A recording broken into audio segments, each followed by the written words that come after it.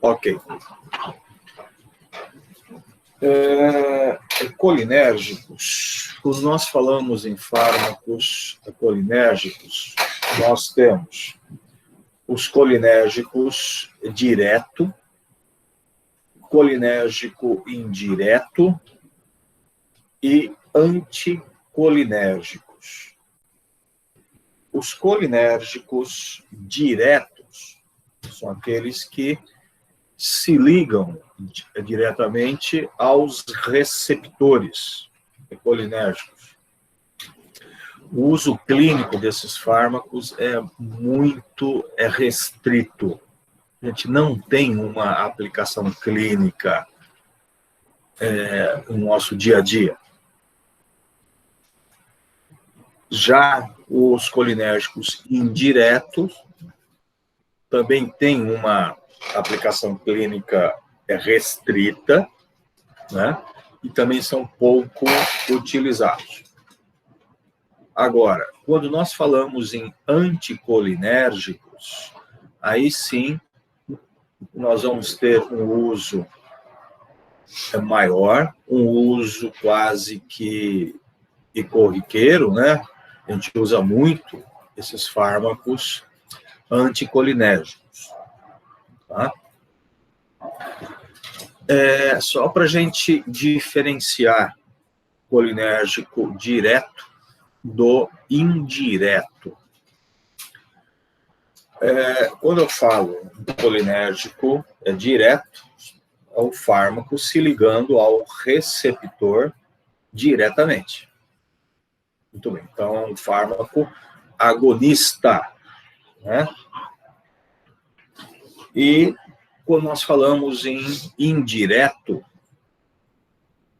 o fármaco ele não se liga ao receptor, mas o fármaco ele vai promover um aumento do mediador, e esse aumento do mediador vai se ligar mais aos receptores, aumentando assim a ação colinérgica. Por isso que é chamado indireto. E de que forma que ele aumenta o mediador? Muito bem. Nas sinapses colinérgicas existem enzimas. Uma enzima em especial, a acetilcolinesterase. Repetindo, acetilcolinesterase. Essa enzima, ela degrada, ela vai lá e degrada todo o excesso de acetilcolina, que é o mediador colinérgico. Existem fármacos que inibem a acetilcolinesterase. Inibindo a acetilcolinesterase, automaticamente, né, você vai ter um aumento da oferta desse mediador, que vai gerar, então, o aumento do efeito colinérgico. Então, esses fármacos são chamados de colinérgicos indireto. Em alguns livros, você pode encontrar também como anticolinesterasico. Não confundir anticolinesterasico com anticolinérgico, tá? É diferente. Tudo bem? Muito bem. Os receptores colinérgicos são 5 tipos, ou melhor, 6, né? Os receptores colinérgicos são 2 tipos, muscarínico e nicotínico. Nas sinapses efetoras colinérgicas, em 98%, nós vamos ter muscarínico. O nicotínico, ele vai estar muito restrito. O nicotínico, uma sinapse aí importante que a gente tem a nível periférico é na junção neuromuscular esquelética. Lá eu tenho nicotínico, né? Nas adrenais eu também tenho nicotínico. O resto, a nível periférico, é tudo muscarínico, ok? Então, o receptor de grande importância é o muscarínico. E o muscarínico, eu tenho 5 tipos. Eu tenho, que são diferenciados por número, M1, M2, M3, M4 e M5. O M4 e o M5, eles estão mais representados a nível central. E a gente não tem ainda muito conhecimento aí de qual é o efeito deles. Então, a gente vai falar mais, né, do M1, M2 e M3. Ok?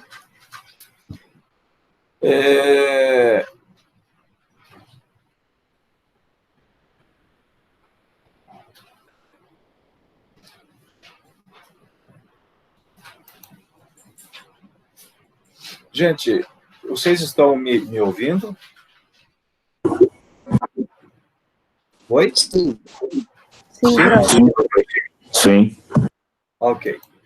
É que eu não coloquei aqui a apresentação, pensei que eu estivesse falando sozinho. Ai, que susto. Muito bem. Veja se esse slide está compartilhado. Está sim, professor. Ótimo. Muito bem. Então, vamos lá. M1. Tá? M1. O receptor M1, ele vai estar a nível de neurônios do SNC e a nível periférico eu vou estar mais a nível de célula parietal, tá? Parietal. E o M1, ele é excitatório. Aonde é essa célula parietal? Vocês lembram? Que célula que é essa?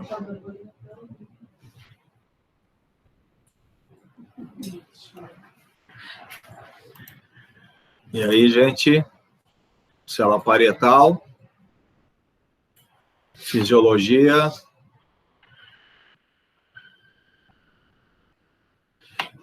Muito bem, Giovana. Estômago. Estômago, né? No estômago nós temos a célula parietal, nós vamos ter lá o receptor M1. E o M1, ele estimula uma das vias, né? A gente chama via dependente de cálcio, que vai estimular a síntese de ácido clorídrico. Então, esse M1, tá? M1, aqui na célula parietal, ele aumenta a produção de ácido, tá? A nível periférico, é praticamente, né, aqui é o mais... estava até escrito aqui, não. Glândula gástrica e glândulas salivares. Então, ele aumenta a produção de ácido e aumenta também algumas glândulas salivares, apesar que eu tenho também o M3 em glândulas. Bom, ele é, então, excitatório, né? Diminuindo a condutância ao potássio. O que é isso? Ele diminui a saída de potássio das membranas. Se ele diminui a saída de potássio, ele mantém a membrana mais despolarizada, né? Ela se mantém é positiva.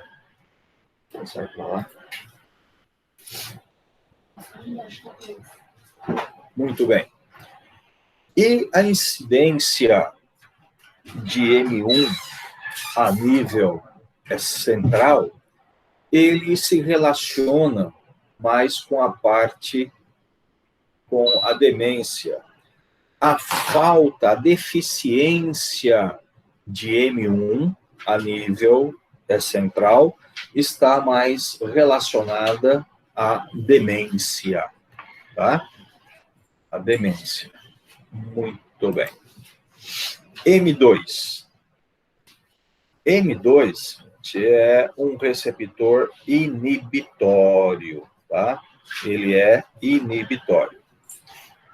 M2, ele ocorre principalmente a nível cardíaco.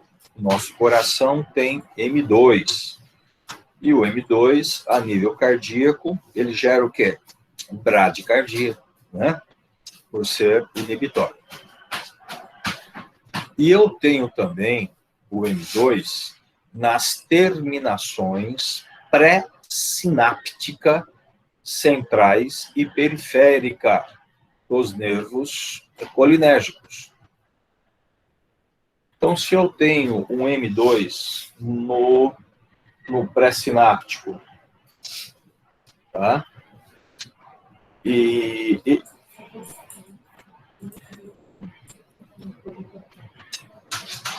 Vou falar uma que eu dei para você. Esse M2 inibitório no pré-sináptico, ele pode ser aí equiparado ao nosso alfa-2 pré-sináptico. Lembra? Alfa-2 ele é inibitório. E o alfa-2 pré-sináptico ele diminuía, né, a condutância, a entrada de cálcio e diminuía a liberação de noradrenalina.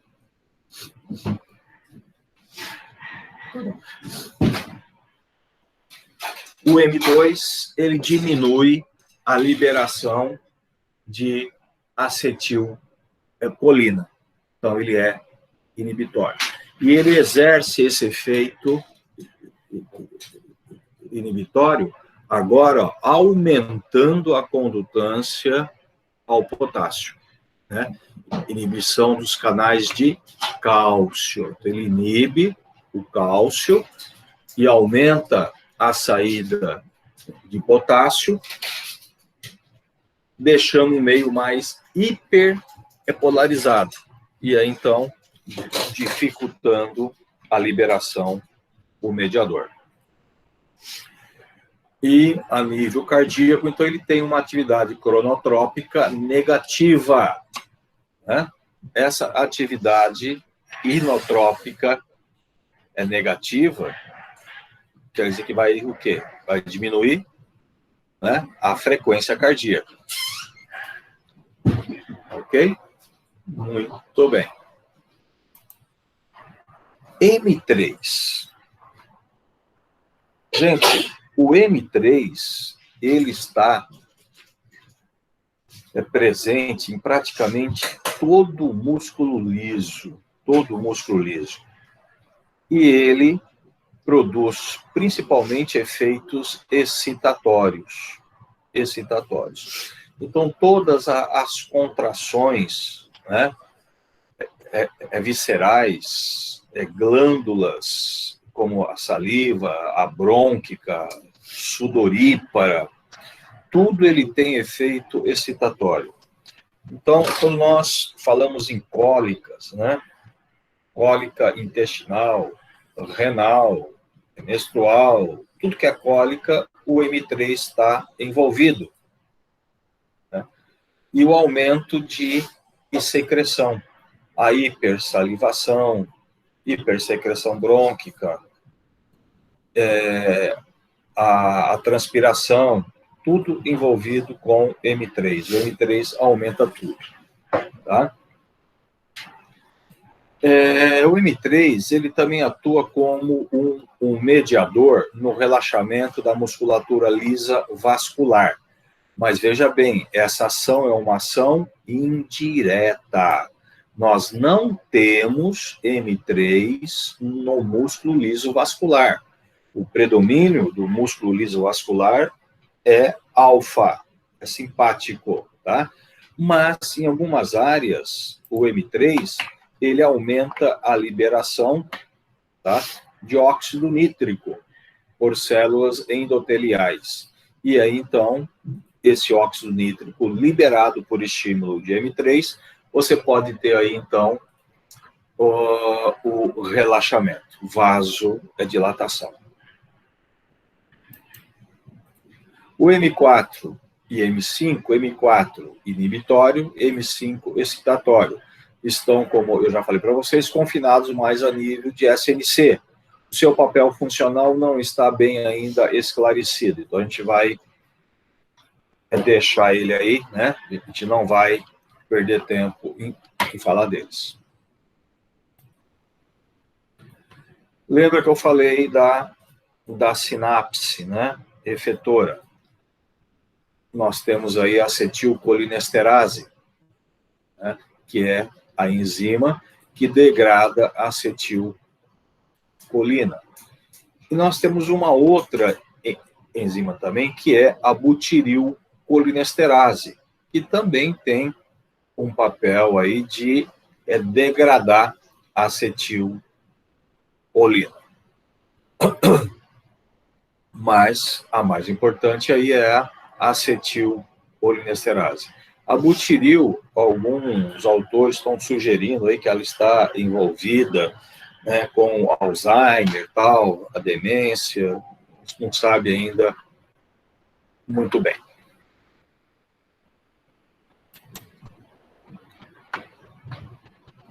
Bom, gente, isso daqui é só para citação, vocês não precisam se preocupar com isso, que não tem uma importância clínica para nós, tá? Hemicolínico, vesanicol, que bloqueia a contração, a toxina botulínica, né, que degrada a sinaptobrevina, impedindo a fusão da vesícula sináptica com a membrana, terminação axônica e tal. Bem, eu vou falar só disso daqui, porque isso aqui a gente vê que a gente está usando hoje, né, a terapia, né, a toxina botulínica.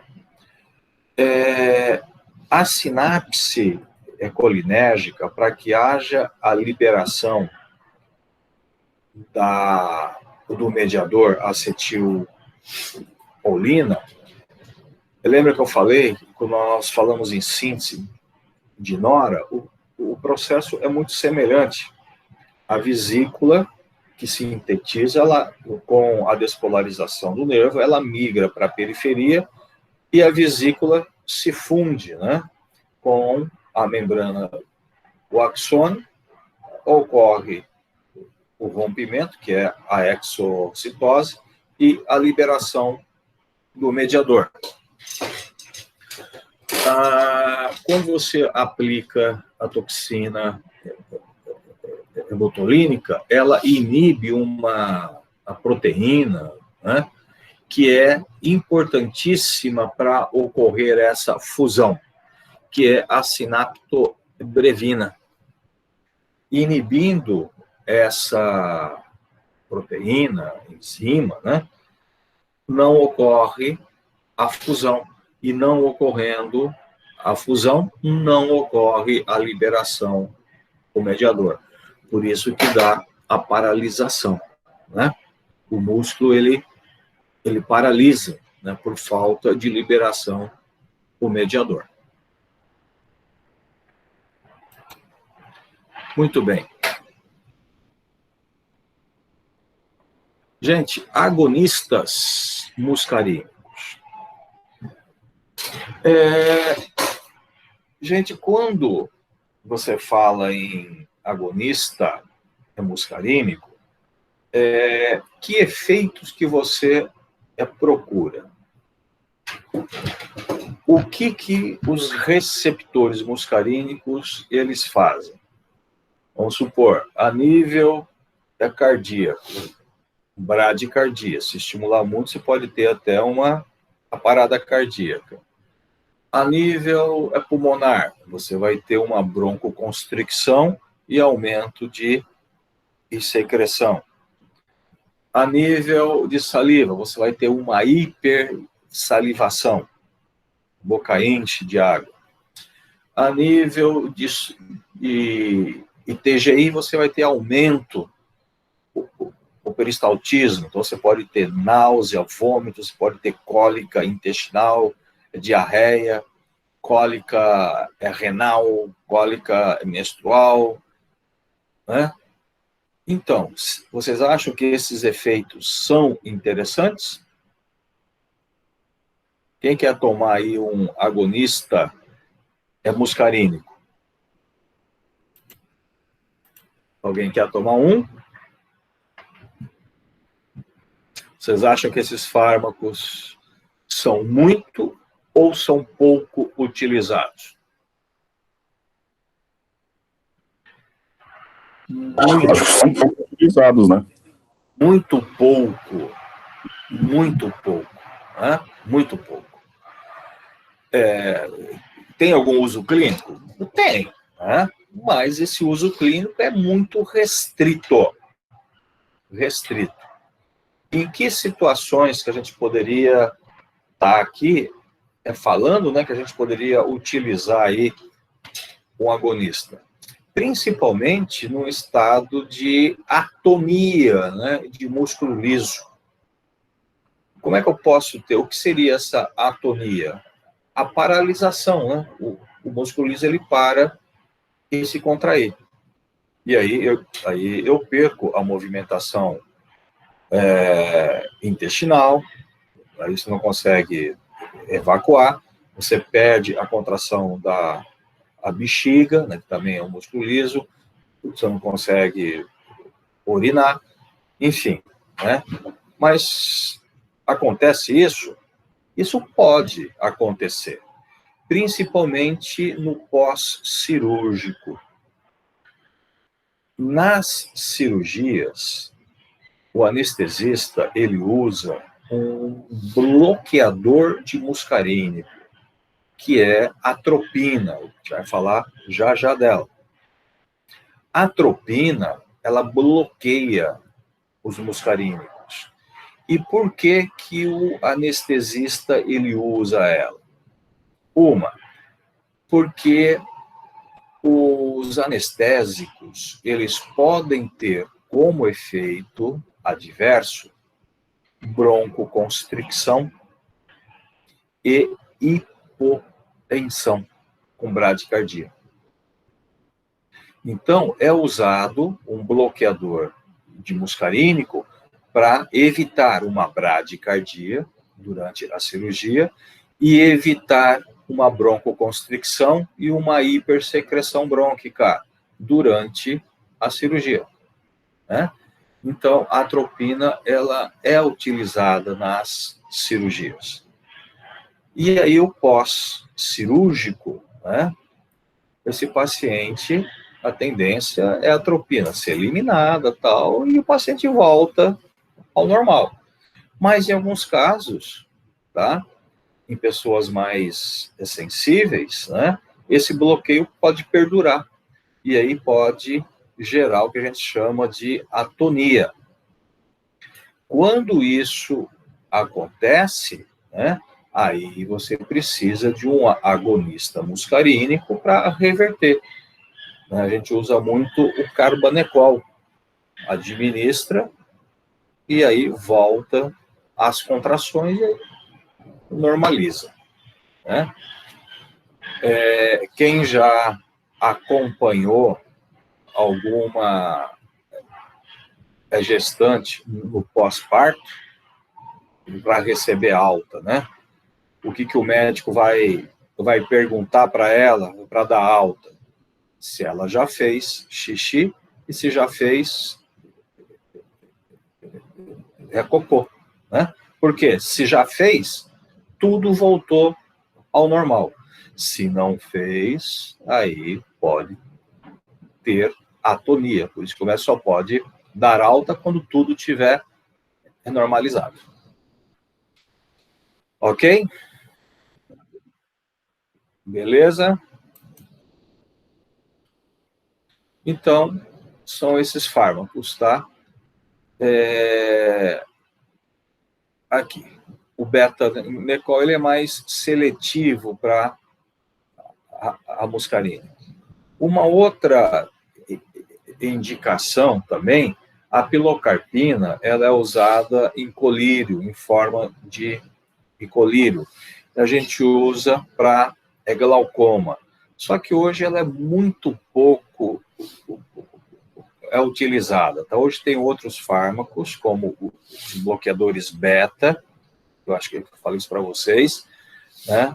O timolol, o timopitol, que são fármacos mais utilizados com menos efeitos adversos. A pilocarpina, ela também pode ser utilizada para glaucoma. Por quê? Lembra que eu expliquei para vocês, né, o glaucoma é o aumento da pressão intraocular. Nós temos a pupila e o cristalino, né? Entre a pupila e o cristalino tem o líquido, que é o humor aquoso. E esse humor aquoso ele é sintetizado constantemente, né, para lubrificar e limpar o cristalino. Só que ele é drenado, né, por uns canais. E nesse dreno tem um músculo chamado músculo ciliar. E esse músculo ele pode, às vezes, ele está mais relaxado e ele vai obstruir esse dreno. E obstruindo esse dreno, acumula o humor aquoso, aumenta a pressão, né? Comprime o cristalino comprime atrás dele que tem um outro líquido, né, que é o humor vítreo, e o humor vítreo, ele comprime a retina, onde estão as células, né, que fazem a conversão da visão em sinal elétrico. E aí você pode lesionar essas células e aí dá cegueira. Muito bem. Esse músculo ciliar, tá? Ele está interligado com a musculatura pupilar. Quando você vai promover uma miose, a contração pupilar, então você gera miose, a contração desses músculos ciliares, levando à contração pupilar, contrai junto o músculo ciliar. E o músculo ciliar, então, ele se abre, ele se afasta. E aí, abrindo mais esses canais, drenando aí o humor aquoso, né? E na pupila, nós temos o músculo circular, que é o receptor muscarínico, né? E nós temos os radiais, que são inervações adrenérgicas.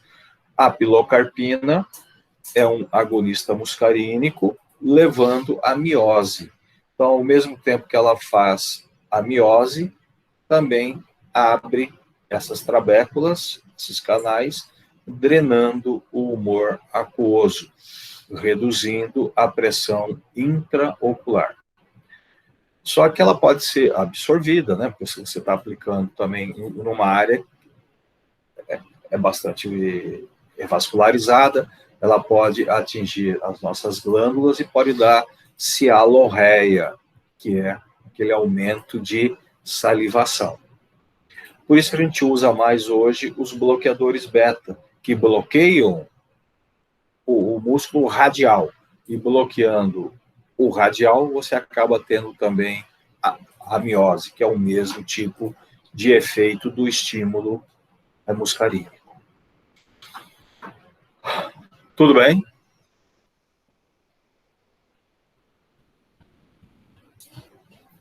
Tudo bem, gente? Beleza. Muito bem. Então, veja, o uso clínico desses fármacos, tá, é muito restrito, tá? Muito restrito.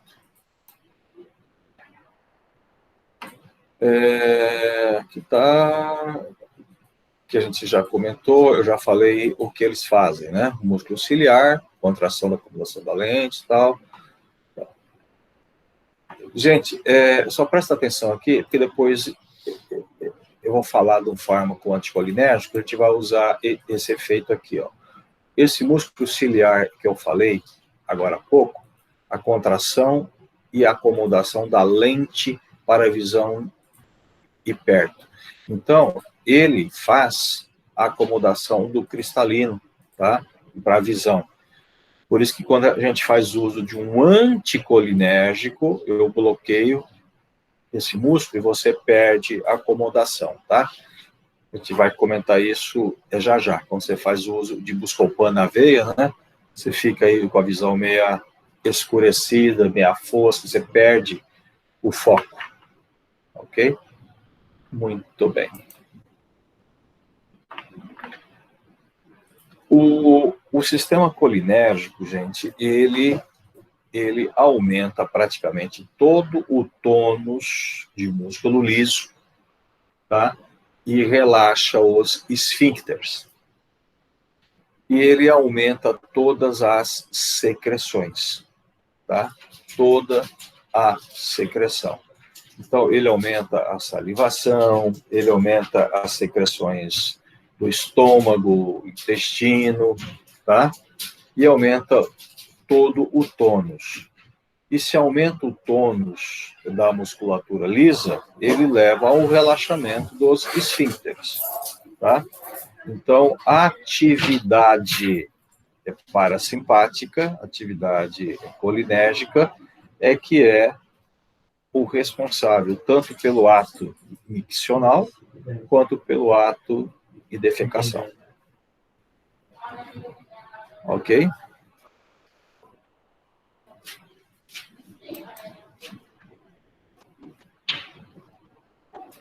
Aí nós temos também alguns efeitos da acetilcolina a nível central, né? Ela está envolvida aí com a modulação do sono e também do estado de vigília. Os níveis de acetilcolina estão aumentados no cérebro durante o estado de vigília e no sono REM, e diminui no sono não REM. E tem também a função cognitiva, né? Pacientes com déficit cognitivos, funcionais e de comportamento estão relacionados com os déficits também colinérgicos, como a doença de Alzheimer. Tá? Efeitos na modulação de dor, inibição da transmissão nociceptiva espinhal. Alguns fármacos inibidores da acetilcolinesterase, né, aumentam aí essa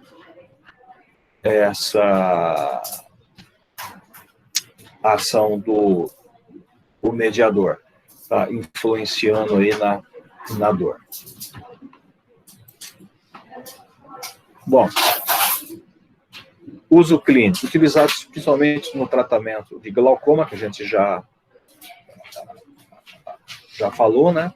O betamecol utilizado ocasionalmente para auxiliar esvaziamento de bexiga ou para estimular efeitos gastrointestinal, e também pode ser usado em casos de xerostomia, né?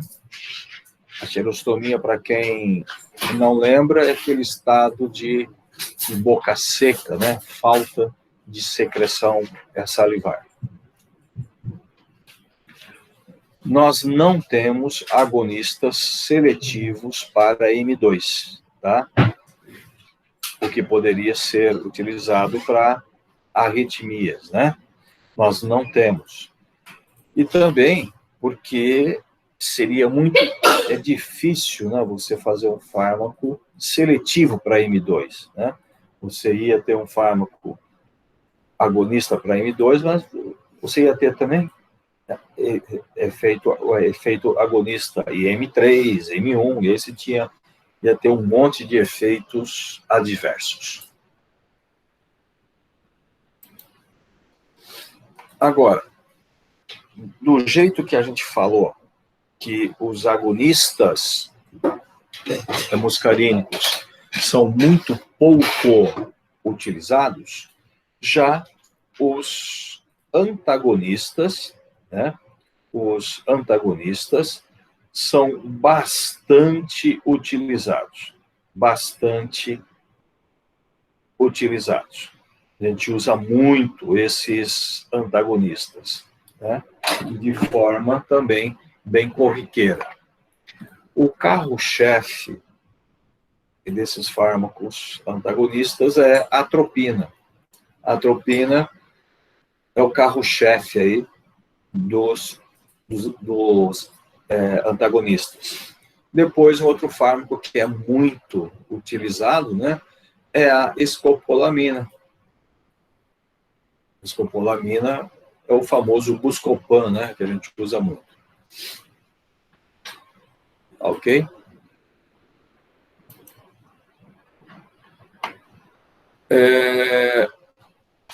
Então, a atropina, gente, ela tem uma ação aí meio que periférica, né?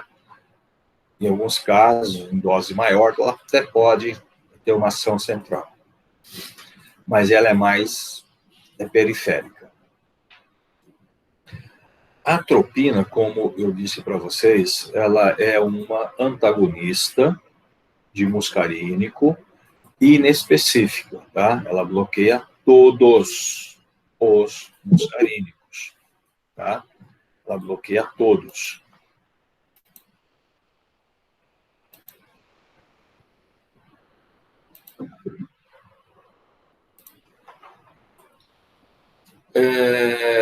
Nós temos alguns outros fármacos antagonistas de uso mais específico, como é o caso do ipratrópio, do tiotrópio, que são fármacos utilizados na forma de inalação, né, como broncodilatadores. O ipratrópio e o tiotrópio são bastante utilizados na inalação, né? Você faz a inalação e tal. Para quê? Porque ele vai diretamente para os seus brônquios, vai bloquear o M3 a nível pulmonar, né? E aí ele vai facilitar a broncodilatação e também pode reduzir muito pouco, mas acaba reduzindo a secreção. Então, o ipratrópio e o tiotrópio são fármacos broncodilatadores. Não são broncodilatadores. O broncodilatador são os agonistas, né, de beta-2. Eles vão facilitar a broncodilatação. Nós usamos muito eles associados ao beta-2, né?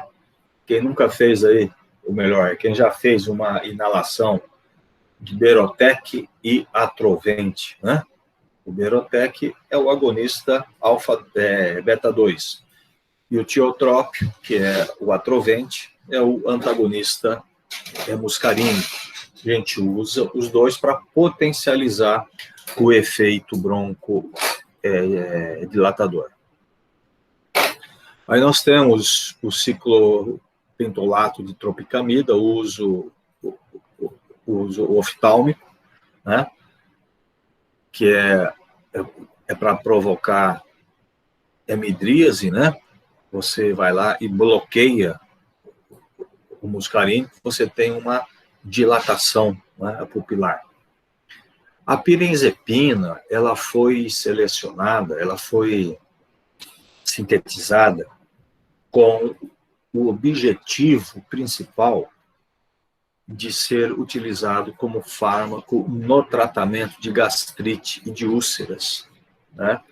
Porque acreditava-se que se eu bloqueasse o N1 de forma seletiva, eu conseguiria reduzir de forma significativa a secreção de ácido, né? E aí, então, eu teria um efeito no tratamento das gastrites e de úlceras.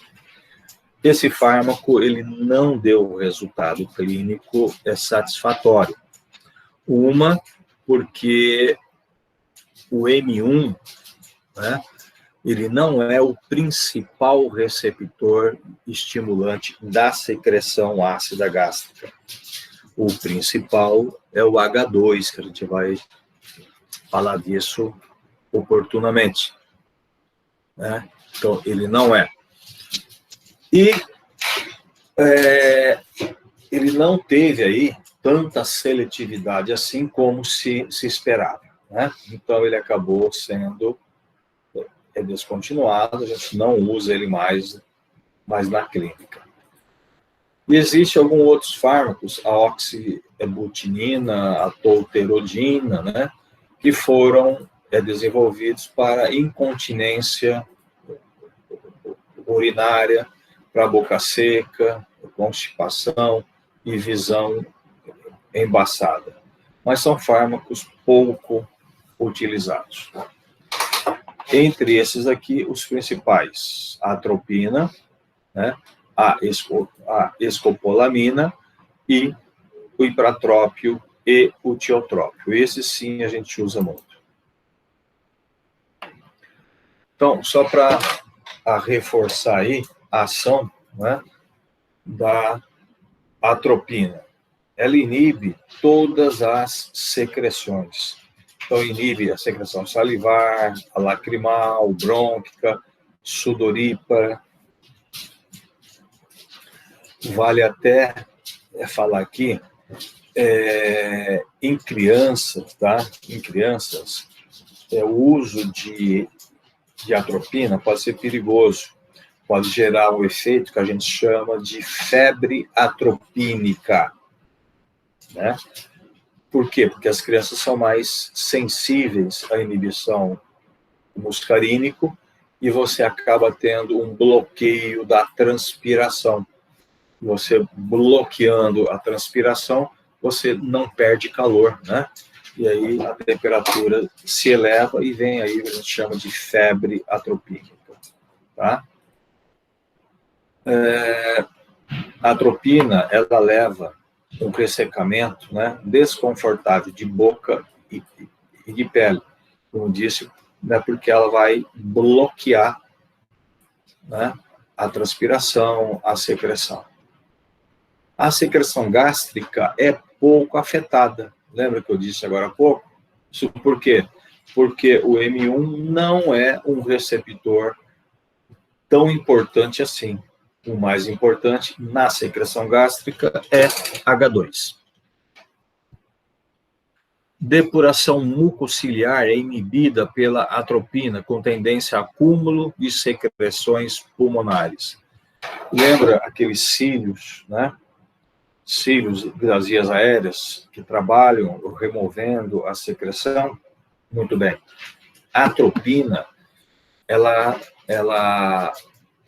bloqueia esse efeito mucociliar, principalmente por bloquear a secreção, né? Ela bloqueia a secreção e aí os cílios eles ficam paralisados. E isso pode gerar acúmulo, né, de secreção brônquica.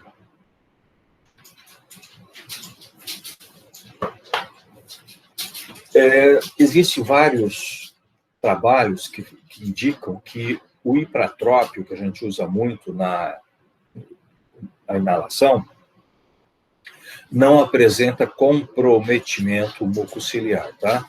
Não apresenta. Por isso que ele é bastante utilizado.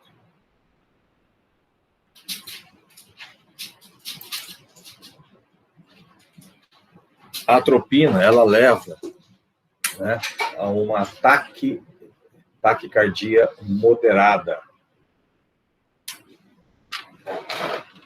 Tá? Ela não aumenta muito a frequência. E não aumenta muito porque quem aumenta muito a frequência cardíaca é o simpático, né? Mas ela não tem ação sobre o simpático. O efeito dela é sobre o bloqueio parasimpático. Ok?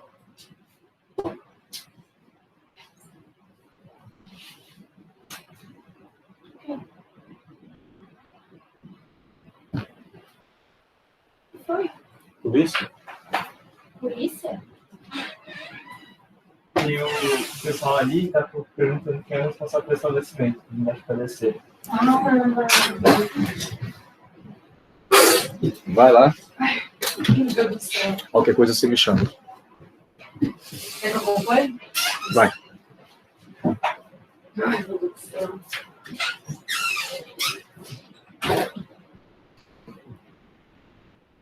Muito bem. E a atropina, né, pode provocar uma taquicardia, então, é moderada, né, por não ter efeito. Em baixas doses, gente, a atropina pode provocar bradicardia paradoxal. Por que bradicardia paradoxal? É o seguinte, quando você bloqueia, né, o muscarínico, a tendência é você ter aumento da frequência. Só que para a atropina ter esse efeito sobre o M2 pós, precisa de uma dose X. Se você usar uma dose baixa, tá? Uma dose baixa, você acaba bloqueando primeiro, né? Primeiro o receptor pré-sináptico. Tá? E se você bloquear o receptor pré-sináptico, o que o M2 pré-sináptico faz? O M2 pré-sináptico e inibe a liberação do mediador. Se você bloquear, você passa a ter aumento desse mediador. E o aumento desse mediador vai aumentar o efeito dele no receptor pós. E aí você aumenta a bradicardia. Então, a atropina, ela precisa ser utilizada na dose certa, para evitar esse efeito de bradicardia paradoxal. Alguém ficou com dúvidas sobre esse efeito paradoxal?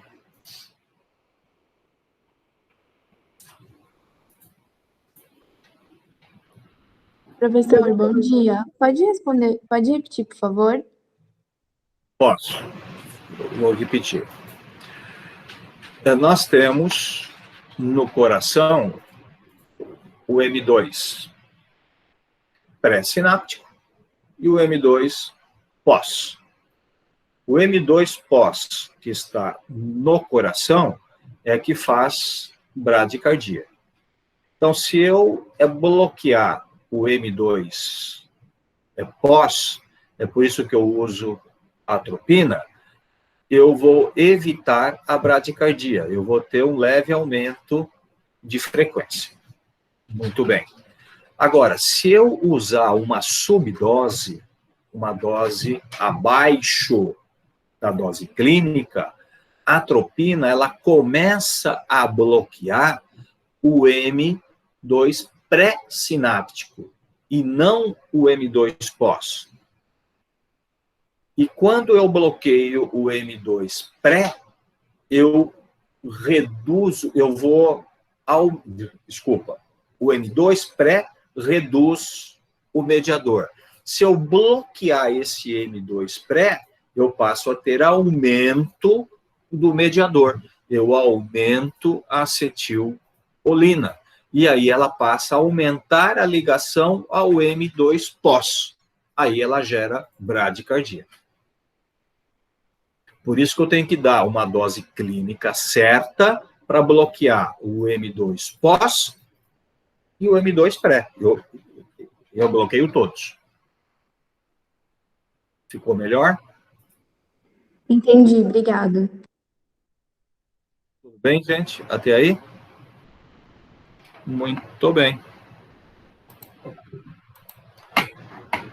A pressão arterial não é afetada, né? Praticamente. Efeito aqui a gente já falou. Tal. Gastrointestinal a gente já falou, que inibe a motilidade, né? Tudo isso a gente já falou, gente. Tá? Relaxa a musculatura lisa brônquica, a biliar, urinária. Tudo isso é ação da atropina. Então, aqui o que eu havia dito, né? A nível de ACVC, produz efeitos principalmente excitatórios. Tá? Intoxicação é observada principalmente em crianças de pouca idade com acentuada excitação, irritabilidade, que resulta em hiperatividade considerável, elevação da temperatura acentuada com bloqueio da sudorese, aquele efeito que eu falei, né?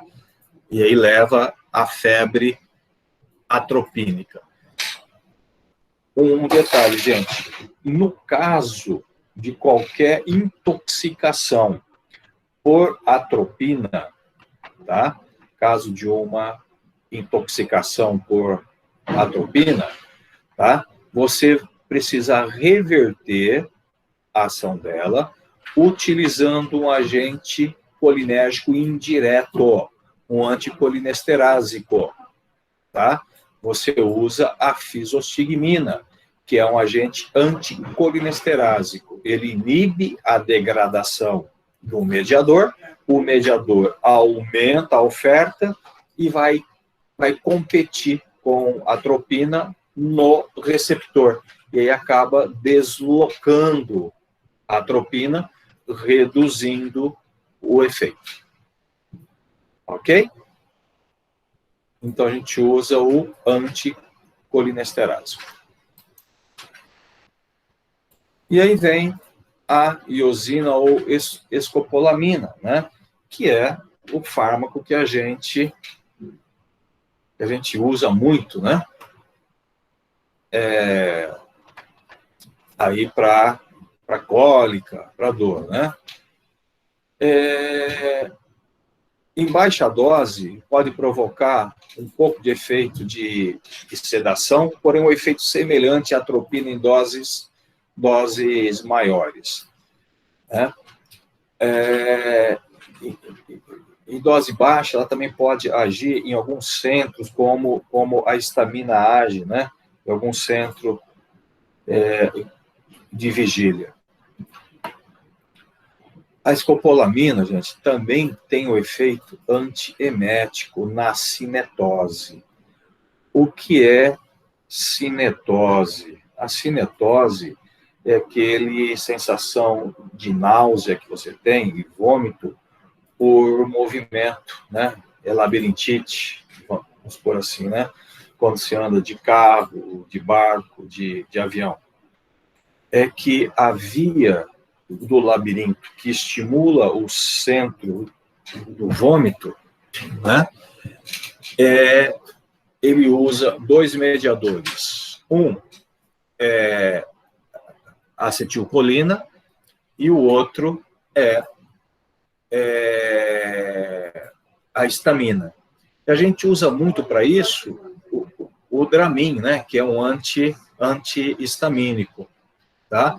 Mas a escopolamina também pode ser usada, tá? Ela tem um efeito até bom, esses casos de cinetose, tá? Os antagonistas muscarínicos afetam efeitos extrapiramidais, os parkinsonismo, né? Tem fármacos mais específicos, antimuscarínicos, utilizados para Parkinson, né? O efeito Parkinson, né? Os tremores, hipersalivação, né? Porque o Parkinson, né? Você deve ter visto isso em patologia, ou vão ver, o Parkinson é uma deficiência de dopamina a nível central, né? Lá no nigro estriatal, com a prevalência, então, da acetilcolina. Então, esse aumento da acetilcolina é que leva, né, aos efeitos parkinsonianos. Então, os bloqueadores muscarínicos acabam reduzindo esses efeitos parkinsonianos, tá? Muito bem. Cognitivo.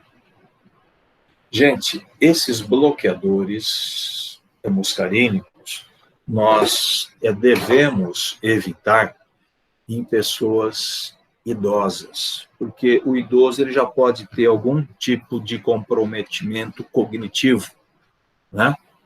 E aí, então, o bloqueio de muscarínico reduz mais ainda essa atividade. Então, pode aumentar, né, esse comprometimento. Por isso que deve ser evitado bloqueadores colinérgicos em pessoas idosas. Você pode agravar a demência, tá? Muito bem. Tem alguns outros fármacos antimuscarínicos, né, que são aprovados para o tratamento da bexiga, né, hiperativa.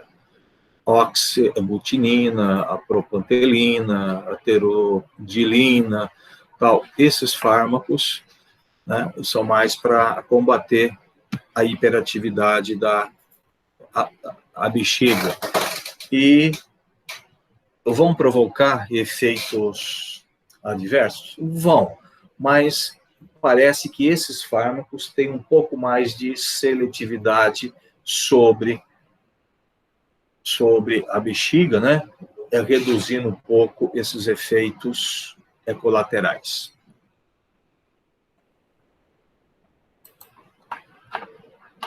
Aqui, alguns fármacos que já foram utilizados, hoje são muito pouco, né? Utilizado para cólicas. Antigamente se usava até esse bentil aqui, a diciclomina, para cólica em criança. Hoje a gente não usa mais, hein? Pelo amor de Deus, a gente não usa isso. É um veneno. Esses fármacos aqui são os anticolinérgicos usados para combater os efeitos parkinsonianos, tá? Principalmente o Artame, a Kineton, são fármacos, então, utilizados.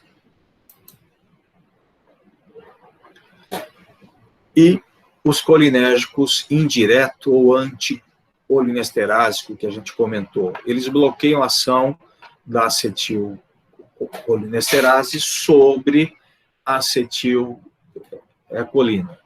Suas ações e efeitos farmacológicos são extensões dos efeitos da acetilcolina nas terminações efetoras. Reversíveis, tem os reversíveis e os irreversíveis, né? Quando que a gente usa eles? quando eu preciso ter um aumento da transmissão na junção neuromuscular, né?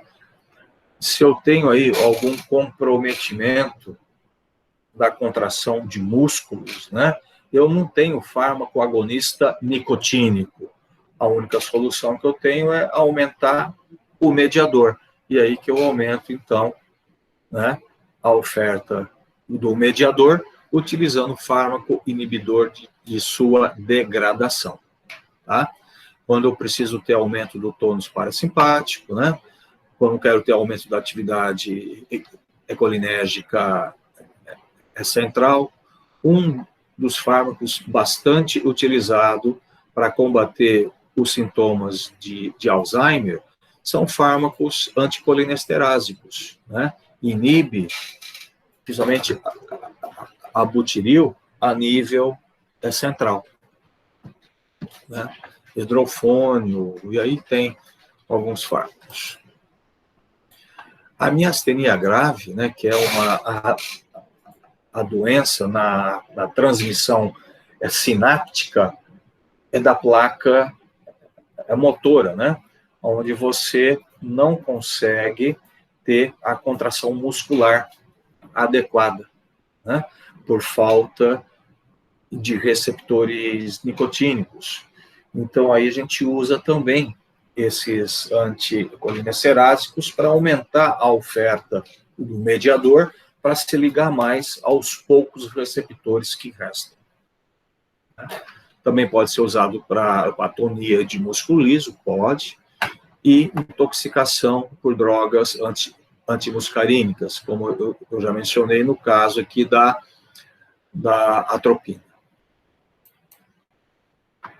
Então, esses fármacos, sintomas de Alzheimer, hepatoatacrina, que tem o efeito hepatooxidade, a rivastilimina, né, inibe tanto a acetilcolinesterase como a butiril, e a galantamina tem uma ação também ligante a nicotínico.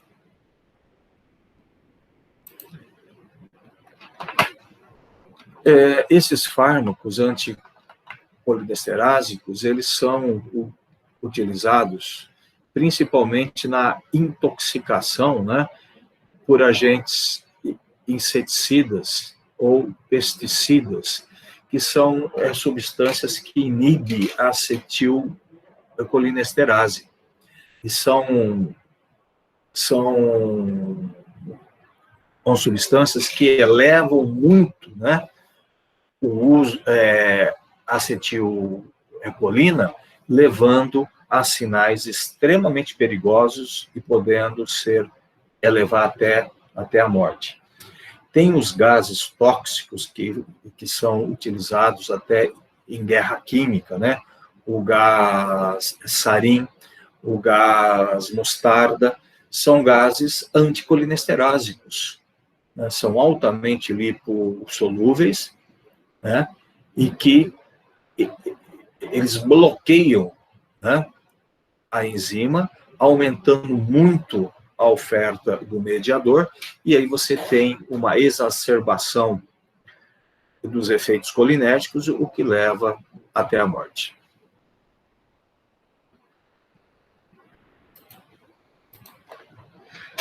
Gente, colinérgico é isso daí. Alguém tem alguma dúvida? Colinérgico é bem simples, né? Pergunta.